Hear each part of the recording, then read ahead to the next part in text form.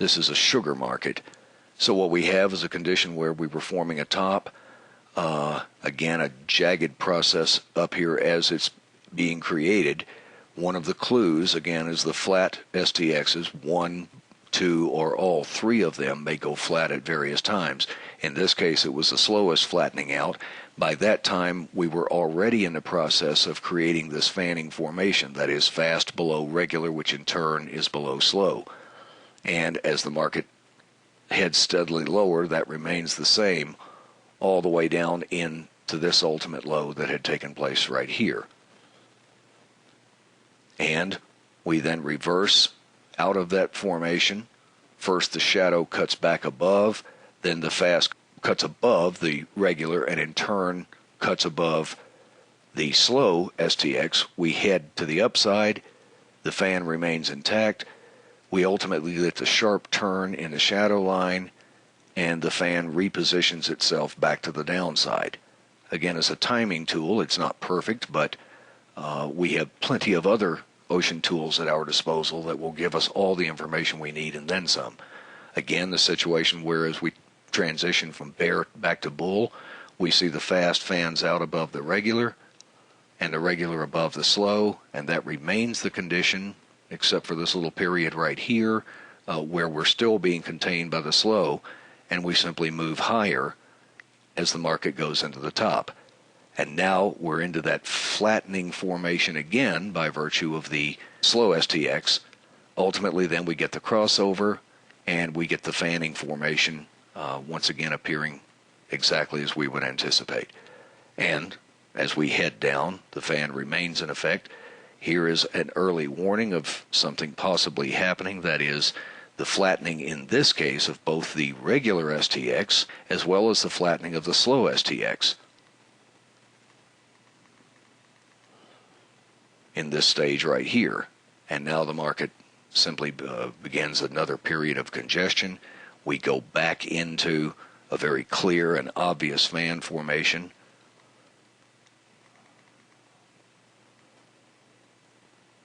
Here the market is wedging, and we actually still throughout the wedging process maintain the relative positions of the STXs in that fan formation, bullishly configured right up into the top.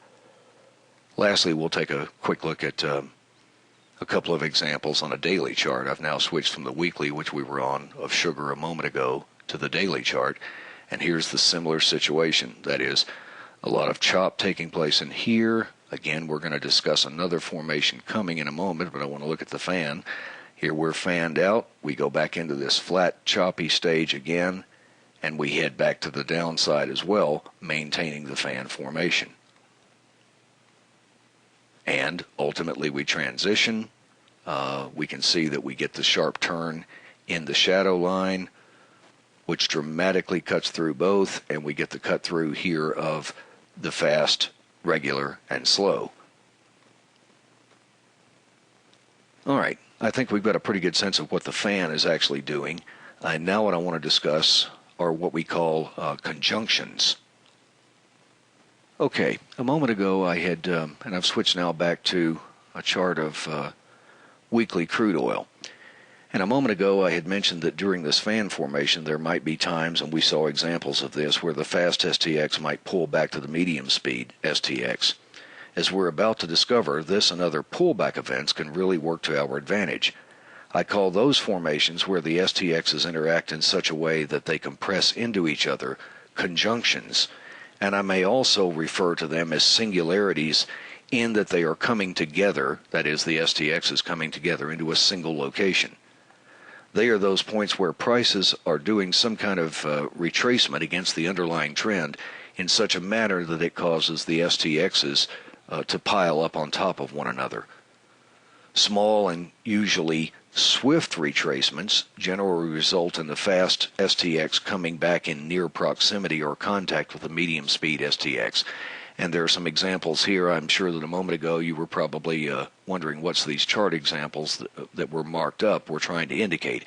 Here's a location where the fast STX in orange comes back to the regular STX, that is the medium speed STX, in this small retracement, and then begins fanning out yet again.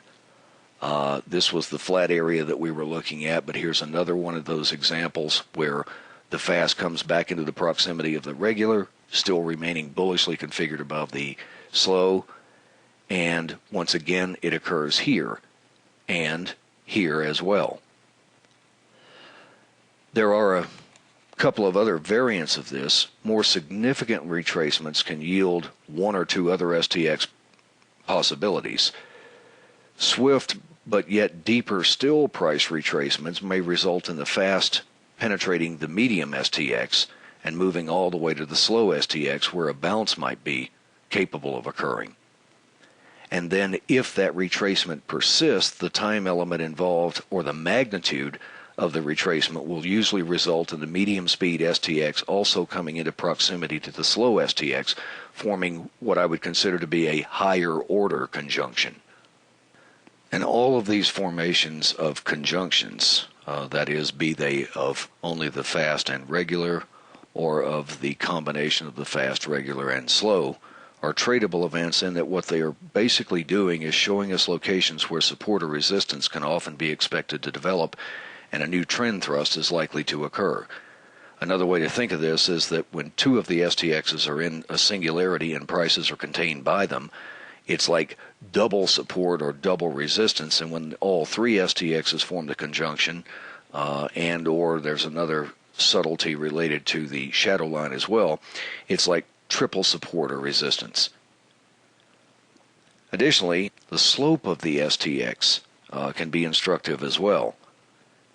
Here with the triple STX, this is even more true. If one or more of the STXs are flat as prices come into proximity or contact with them, it seems to add to the overall strength of the support and resistance that can be expected to occur. And we've looked at a couple of those. Here's a situation where the slow STX was flat, and then basically we cut through it very sharply with price action and move forward from there. Same situation here. Okay, understanding the basics of the fan and the singularities or conjunctions, let's just go through some chart examples and take a look at the way these look. We've seen a couple of examples here in this chart. Let's give the Trade Navigator platform its due, so I'm going to switch over to it now.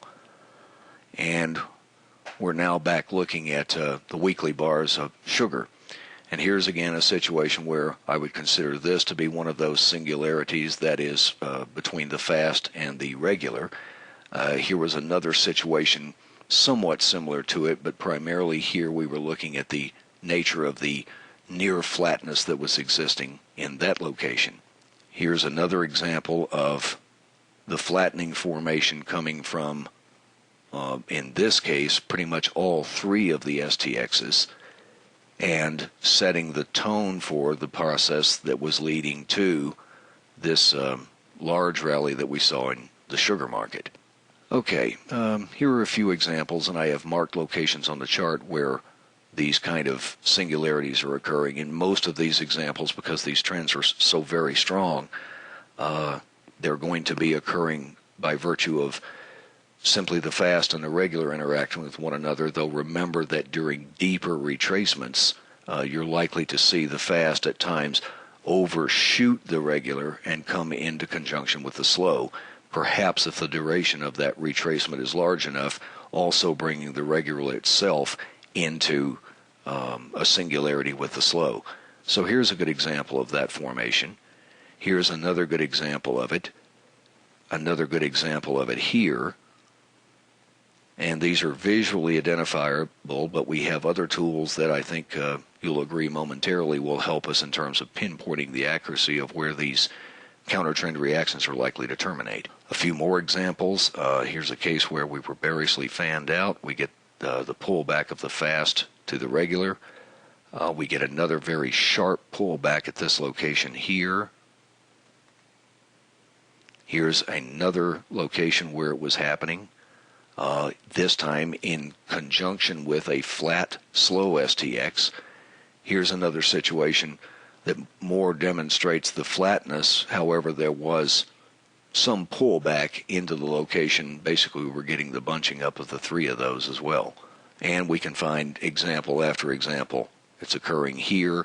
Here's a good case where we have a situation where the magnitude, and more importantly, I think in this particular example, the duration of this counter-trend reaction forced the fast STX through the regular STX and back to the location where the slow STX was presiding in a flattened formation, leading to yet another severe trend-related thrust. Another situation very similar to that right here. In this case, we're picking up the nature of it by virtue of the flatness of the slow STX. For that matter, the regular STX is also nearly flat, and now the fast comes back into the zone, which we often referred to at one time or another as the sandwich zone. So those are a few of the examples at the weekly time frame. Let's go over and see here in the sugar market what we can find on the daily time frame. And here was a prolonged and persistent downtrend that we saw in sugar commencing in the month of January. We get the fanning formation. We get these locations where we get pullbacks of the fast to the regular, and prices are contained in all of these examples by either the fast or the regular. And here we get into a bit more deep retracement as well as of a longer duration retracement, which in turn pushes the fast above the regular, but back into that zone created between the slow and the regular itself. Here's another example where the fan was present. We go into basically a sideways consolidation phase, and we get a singularity where this is a good example of a location where we have in effect all three of the STXs themselves coming back into one another. And the market then, of course, generates a powerful thrust back to the upside. Another small example here. You basically see these all the time. When you get your eyes trained for those events, they're going to be quite instrumental visually in terms of then knowing when to turn down to analysis via your other tools. Also, it's important to remember that we're looking at the market in a vacuum here of basically only one tool, and when we overlay a couple of the other ocean tools, specifically these other two STX-related oscillators designed to identify overbought and oversold conditions, these support and resistance zones identified by conjunctions, I think, will be even more recognizable and pinpointed.